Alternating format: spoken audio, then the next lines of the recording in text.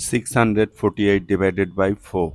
Here 4 is a divisor, so we need multiplication table of 4. 4 times 0, 0, 4 times 1, 4, 4 times 2, 8, 4 times 3, 12. To find out the multiplication table of 4, just add 4 with the previous step. 0 plus 4, 4, 4 plus 4, 8, 8 plus 4, 12, 12 plus 4, 16. 4 goes into 6 how many times? 2 times 8, which is greater, so 1 time. 1 time 4, 4. Subtract, you are getting to bring down this 4. So 24. 4 goes into 24 how many times? 6 times, right? 6. 6 times 4, 24. Subtract, you are getting 0. Bring down this 8. 0, 8 means 8. 4 goes into 8 how many times? 2 times. 2 times.